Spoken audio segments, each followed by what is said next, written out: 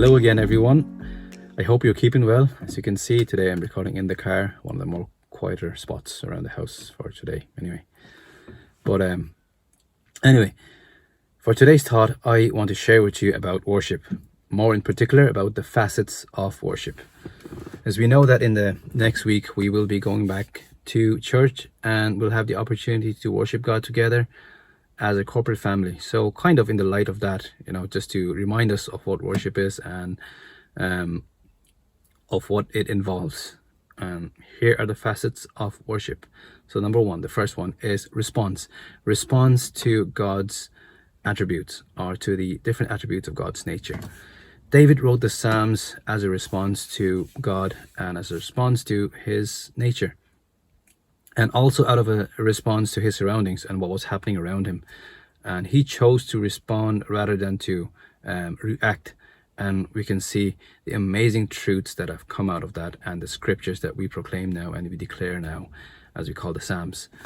And what is amazing to me is that even though David was a king and a busy man, that he had the time to respond to God 7 times a day. So he worshiped God 7 times a day. That is absolutely incredible. And our relationship with God will not grow if we don't respond to what God is already saying to us, or what he's speaking into our lives. Next one is adoration. Adoration is key. It is born out of our personal relationship with God, not in a corporate setting in church, or when we gather together. Yes, a part of it is as well, but more so out of our one-to-one personal relationship, and it's born out in that secret place. Number 3 is sacrifice. So sacrifice, it just doesn't mean that, when we worship God, even if we don't want to, and oh, here's my worship, here's my sacrifice. No, rather, sacrifice means that something has to die. There is a dying to ourselves that we need to bring to God in worship. And let's look at the story of the woman with the alabaster jar, full of the expensive perfume.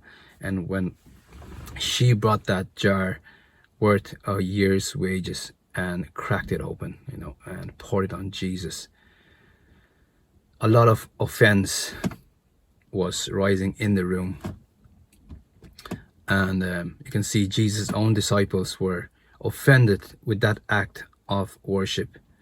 And worship will often reveal hard attitudes of people. It will reveal it will reveal what's really inside of people.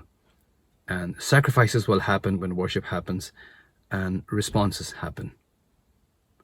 Next one we'll look at is the awareness of God. Whatever holds your attention will have your devotion and your adoration. So awareness of God, it awakens prayer, it awakens praise, it awakens proclamation.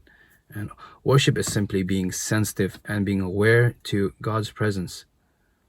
And the last one we will look at is transformation.